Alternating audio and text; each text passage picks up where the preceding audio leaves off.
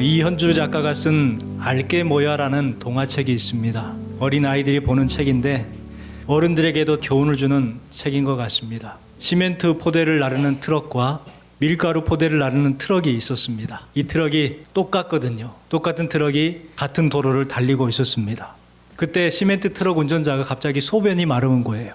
그래서 도로가에다가 차를 세워놓고 소변을 봤습니다. 그런데 뒤따라오던 밀가루 트럭도 소변이 마른 거예요. 나도 서야지 하고 가서 소변을 봤습니다.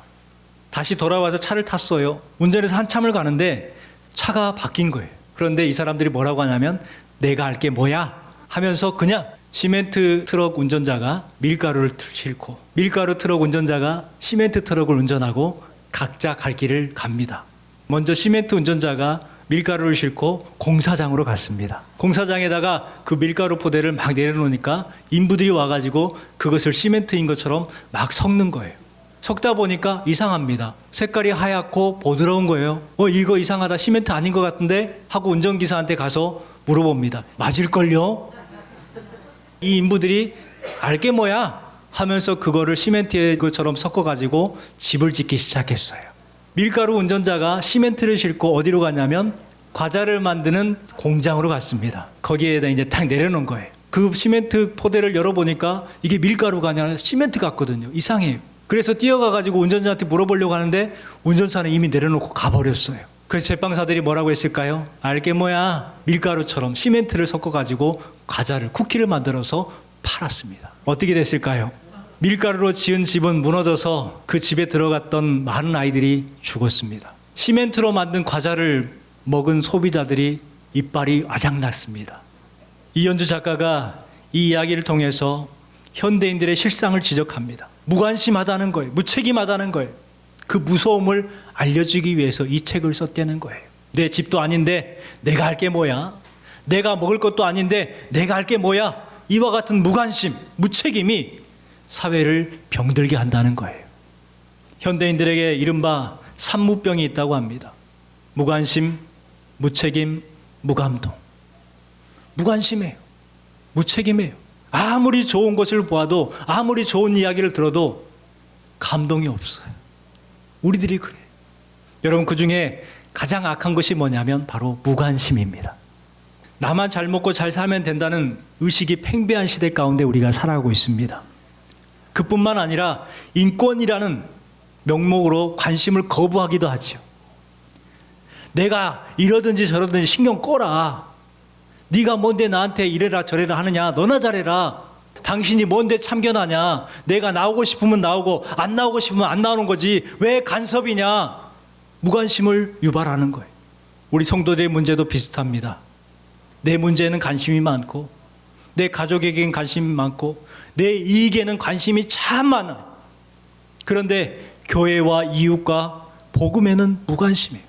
습관처럼 교회에 나오지만 하나님의 뜻에는 별 관심이 없어요. 그저 내 돈, 내 자식들 잘 되는 것, 잘 먹고 잘 사는 것에 관심이 있어요. 예수님은 이런 사람들을 향해서 탄식하면서 말씀하셨습니다. 우리가 너희를 향하여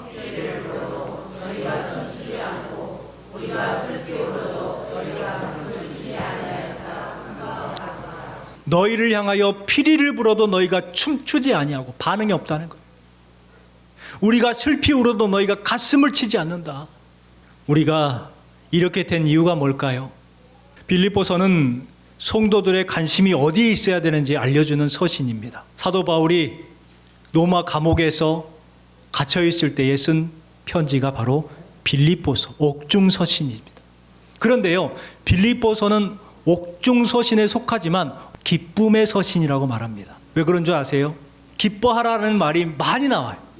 빌립보서에 무려 기뻐하라는 말, 그 단어들이 16번이나 나옵니다. 그리고 대표적인 말씀이 빌립보서 4장 4절이죠. 같이 읽어볼까요? 주 안에서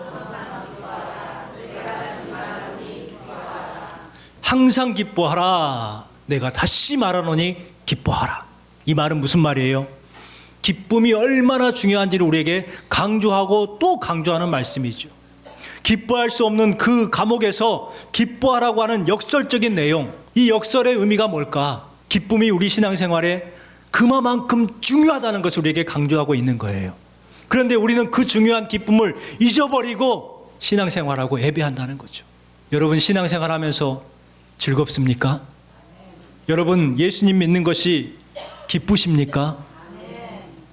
우리는요, 기쁨의 중요성을 알지만 기쁨을 잃어버릴 때가 많아요. 기쁨이 없기 때문에 예배를 드리는 것이 즐겁지 않고 지루하기만 해요. 기쁨을 잃어버렸기 때문에 찬양하는 것이 재미가 없고 말씀 듣는 것이 기쁘질 않아요. 그런데 기쁨이 있으면 어때요? 예배 시간이 기다려지고 예배의 찬양이 너무나도 감동적이고 말씀이 그렇게 달게 느껴진다는 거예요. 여러분, 내가 기쁨이 없이 예배하는데 어떻게 다른 사람한테 우리 교회 와서 예배 한번 들어보세요 라고 말할 수 있겠어요? 내가 기쁨이 있으면 어떻게 할까요? 우리 교회 한번 와봐. 우리 교회 한번 와봐. 너무너무 좋아. 너무너무 좋아. 하지 말라고 해도 할 거 아니에요. 근데 기쁨이 없어요. 여러분, 기쁨이 없다는 것은 다른 말로 하면은 신앙생활을 잘못하고 있다는 것입니다. 여러분, 신앙생활의 기쁨을 회복하려면 어떻게 해야 될까요? 가장 먼저는 고난 중에도 서로 섬기며 관심을 가져야 합니다. 그러면 기쁨이 찾아오는 거예요. 빌립보서는 바울이 감옥에서 썼던 서신이라고 말씀드렸습니다.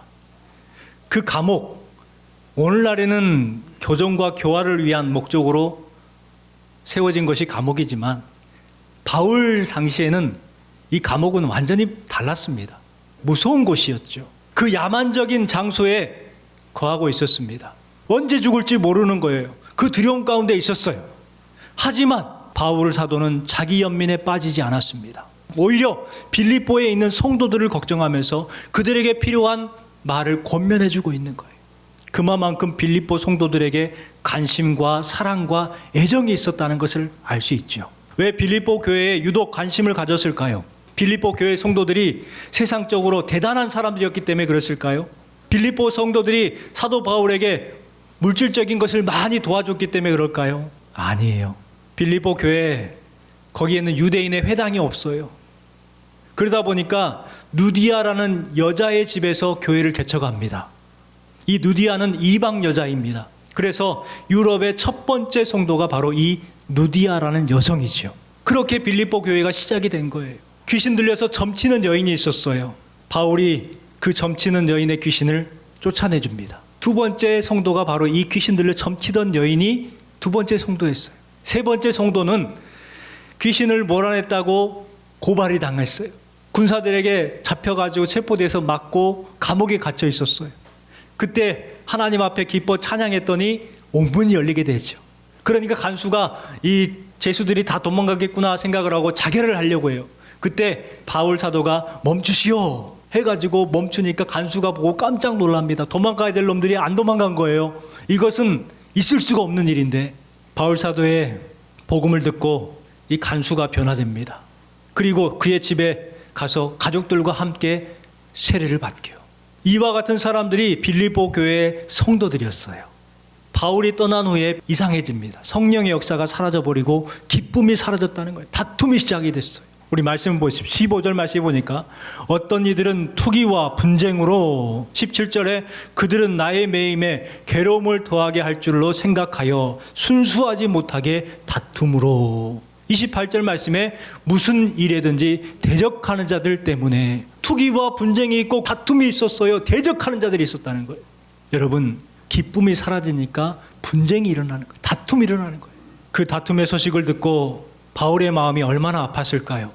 그래서 바울 사도는 감옥에 갇혀 있지만 언제 죽을지 모르지만 빌립보 교회 성도들을 위해서 관심을 가지고 서신으로 그들을 권면합니다. 우리도 힘들고 어려운 상황 속에 살아가고 있습니다. 그래서 기쁨을 잊어버리고 짜증 부리고 살아갈 때가 많아요. 사는 게 힘들다고 은혜가 메말라버리고 어렵다고 사랑을 잃어버린 우리들의 모습입니다.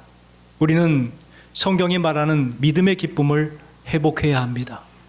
여러분, 어떻게 회복할 수 있을까요? 관심과 기도, 격려, 동참해 주는 것이 바로 기쁨을 얻을 수 있는 비결입니다. 사도 바울은 그래서 지금 빌립보 교회 성도들에게 기뻐하라고 권면하고 있습니다. 사도행전 2장 46절 말씀에 날마다 마음을 같이하여 성전에 모이기를 힘쓰매 기쁨이 충만하더라. 함께 하니까 관심을 가지고 함께하고 동참하니까 그 안에서 기쁨이 충만하게 되었다는 거예요. 여러분, 우리가 서로 관심을 갖고 섬길 때에 기쁨이 회복될 줄 믿습니다. 그 기쁨이 여러분의 삶 가운데에 충만하시기를 주님의 이름으로 축원합니다. 예수의 종의 마음을 가질 때에 기쁨을 회복할 수가 있습니다. 바울은 빌립보서를 쓰면서 가장 먼저 자신을 소개하지요. 1절 말씀에 보니까 그리스도 예수의 종 바울과 디모데는 이라고 말을 합니다. 다른 서신에서는 하나님의 뜻으로 사도된 나 바울은 이렇게 말을 하죠. 그런데 빌립보서에서는 종이라고 말을 했단 말이죠. 왜 종이라고 했을까? 이 종은 헬라어로 둘로스입니다. 자신이 자신의 주인이 아니라 자신의 주인은 그분이다라는 거예요. 그래서 예수의 종이라고 말하죠. 종은 헌신할 뿐입니다.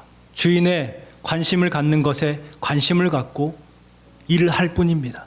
그런데 종이 종의 사명을 망각하고 주인처럼 행동하니까 문제가 생기는 거예요. 다툼이 생기고 시기가 생기고 투쟁과 분쟁이 생기는 거예요. 언제요? 본인이 주인이라고 생각할 때. 종인데 주인처럼 행동할 때. 일을 맡겼는데 그 일의 주인이 돼버려요. 자기가 하나님이요 주인이 돼버립니다. 종 중에 가장 악한 종이 누군 줄 아세요? 주인의 것을 탐내는 종이 가장 악한 종이에요. 그런데 우리가 그 악한 짓을 해요. 여러분, 교회의 주인도 하나님이시죠. 자신이 주인인 것처럼 행동하는 몇몇 악한 종들이 있어요. 한국교회 세습이 비난받는 이유가 바로 여기에 있습니다. 가난을 세습하고 십자가를 세습하고 어려운 일을 세습하면 누가 뭐라고 하겠어요. 그런데 교회를 자기 것으로 생각하고 그 재산과 권력과 권세를 그 자녀에게 물려주고자 하는 그 악한 종의 탐욕이 세습의 이유이기 때문에 조롱받고 손가락질 받는 거예요. 바울은 예수님의 소유이기 때문에 예수님이 관심을 두는 곳에 자신 또한 관심을 두는 자라고 이야기하고 있는 거예요. 찬양 가운데에 아버지 당신의 마음이라는 찬양이 있습니다. 이 가사가 참 제 마음에 감동을 줘요. 아버지 당신의 마음이 있는 곳에 나의 마음이 있기를 원해요. 아버지 당신의 눈물이 고인 곳에 나의 눈물이 고이기를 원해요. 아버지 당신이 바라보는 영혼에게 나의 두 눈이 향하길 원하고 아버지 당신이 울고 있는 어두운 땅에 나의 두 발이 향하길 원해요. 여러분, 이 고백은 어떤 고백일까요? 사도 바울과 똑같은 고백이겠죠. 저는 그리스도 예수의 종입니다. 주님이 관심 갖는 곳에 저도 관심을 갖습니다. 그 험한 감옥에서 빌립보 성도들에게 안타까워하며 편지하고 권면하고 있는 거예요. 여러분, 우리도 바울처럼 예수님의 소유입니다. 그러니 예수님께서 마음 갖는 곳에 우리의 마음도 있어야 하고 예수님이 관심 갖는 곳에 우리의 관심이 있어야 합니다. 예수님은 어디에 관심을 두셨을까요? 물질에 관심을 두셨을까요? 재물 쌓는 것에 관심을 가지셨을까요? 성전에 있는 왕자에 관심을 가졌을까요? 아니잖아요. 힘겨워하는 사람들, 눈물을 흘리는 사람들, 병자들, 안타까워하는 사람들, 연약한 사람들, 천대받는 사람들을 향해서 온 관심을 쏟으셨어요. 예수님의 마음으로 예수님처럼 그렇게 살아가시기를 주님의 이름으로 축원합니다. 마지막으로는 복음을 위하여 함께 일할 때에 기쁨이 회복이 됩니다. 우리 5절 말씀을 읽어볼까요? 너희가 첫날부터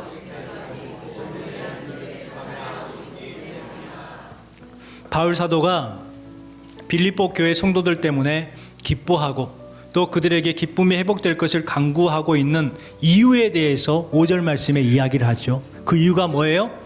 이제까지 복음을 위한 일에 참여하고 있기 때문이라. 빌립보 교회 성도들이 착해서 기쁘다는 게 아니에요.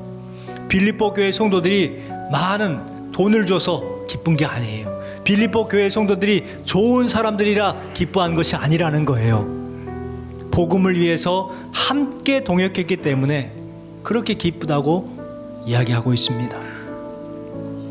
여러분, 오늘 주신 말씀을 기억하시고 함께 격려할 때에, 함께 축복할 때에, 함께 복음을 위해서 일할 때에 기쁨이 회복될 줄 믿습니다. 이 기쁨이 여러분의 삶과 또 여러분의 가정과 또 여러분의 일터 위에 임하시기를 주님의 이름으로 축원합니다.